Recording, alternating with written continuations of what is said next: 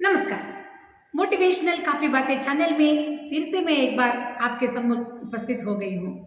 आज आप सभी को हिंदी दिवस की हार्दिक शुभकामनाएं मैं अदा करना चाहती हूँ और आज का विषय भी हिंदी से संबंधित है। आखिर हिंदी भाषी क्षेत्रों में हिंदी क्यों सीखना है? यह सवाल कई विद्यार्थियों के मन में है और कई अभिभावकों के मन में भी जरूर है। इस प्रश्न का उत्तर खोजने की कोशिश इस वीडियो में मैं करने जा रही हूँ। भाषा हमारे लिए हमारी भावनाओं को संप्रेषित करने का एकमात्र साधन हम जरूर कह सकते हैं। हम हमारी मातृभाषा से बहुत प्यार करते हैं और हमारे प्रांतीय भाषा में भी हम बहुत दिलचस्पी रखते हैं या उससे भी प्यार करते हैं। इसका अर्थ यह नहीं कि हम अन्य भाषाओं को दूर रखें। हर भाषा की अपनी एक खास मधुरिमा या सरसता होती है और हर भाषा के साहित्य में कुछ न कुछ नए विषय हमें सीखने को जरूर मिलता है। ऐसे ही हिंदी भाषा से संबंधित साहित्य से परिचित होने के लिए या उस साहित्य का सुगंध को आस्वादन करने के लिए हमें हिंदी भाषा को जरूर पढ़ना होगा। और जब हम हिंदी भाषा पढ़कर उस साहित्य को पढ़ने की कोशिश करते हैं तब और भी अधिक सुचारू रूप से उस भाषा के अंदर निहित सौंदर्य को जान सकते हैं। ये तो एक अच्छी बात है। उसके बाद हम भाषा के जरिए हमारे पेशे को भी चुन सकते हैं।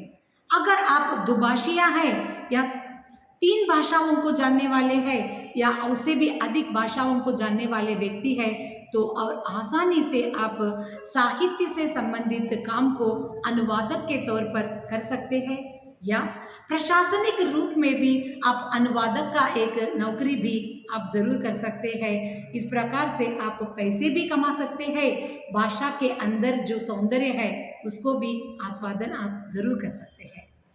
इसके साथ साथ आप अगर सामाजिक रूप से अधिक मित्रों को दोस्तों को चाहने वाले व्यक्ति हैं तो आपके मित्रों की सूची में कोई ना कोई ऐसा व्यक्ति जरूर होगा जो आपकी मातृभाषा नहीं जानता है या वह आपकी प्रांतीय भाषा में भी आपसे बात करने में असमर्थ हो सकता है।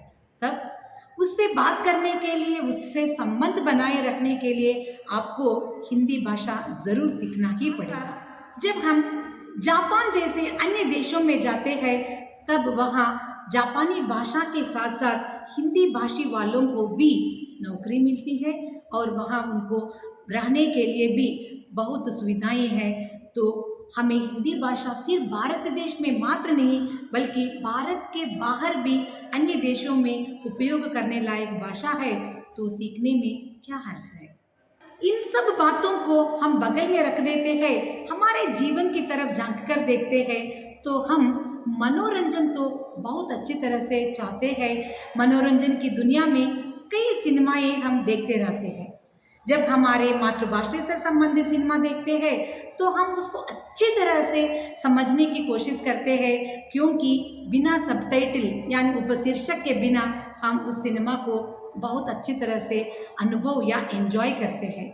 तो कभी आप हिंदी सिनेमा देखना चाहते हैं तभी आपको हिंदी भाषा का ज्ञान नहीं है तो आपको सिर्फ सबटाइटल्स या उपशीर्षकों पर निर्भर होना पड़ता है। सबटाइटल्स पढ़ते पढ़ते हुए उस सिनेमा को देखते समय शायद आप संपूर्ण रूप से सिनेमा का जो अनुभव भी नहीं कर पाएंगे। तो थोड़ा बहुत हिंदी ज्ञान आपको मनोरंजन की दुनिया में भी आपको बहुत खुशी प्रदान जरूर कर सकता है। हिंदी भाषा में भी अनेक लोगों को ज्ञानपीठ पुरस्कार भी मिला है, तो ऐसी एक पुस्तक संपदा से परिचित होने के लिए हमें उस भाषा से संबंधित ज्ञान तो जरूर रखना होगा। तो भाषा से संबंधित प्यार हम जरूर हमें रखना है, वह हमारी मातृभाषा से हो या प्रांतीय भाषा से।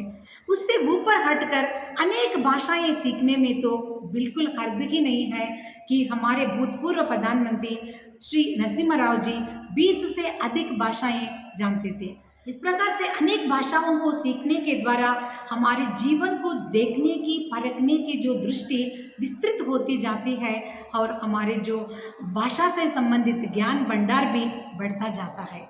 जहाँ तक मैं सोचती हूँ हिंदी भाषा को सीखना किसी दूसरे भाषा से करने वाला अपमान नहीं, बल्कि हमारे लिए और एक भाषा हम सीख रहे हैं। इस प्रकार से कई लाभ हमारे पास है जो हमें हिंदी भाषा सीखने के लिए आकृष्ट जरूर कर देता है। बस यही एक उत्तम विचार आज हिंदी दिवस के अवसर पर मैं आपके साथ बांटना चाहती थी। अगले हफ्ते एक नए विचार को लेकर आपके सामने जरूर उपस्थित हो जाऊंगी। तब तक के लिए मुझे अनुमति दीजिए। नमस्कार।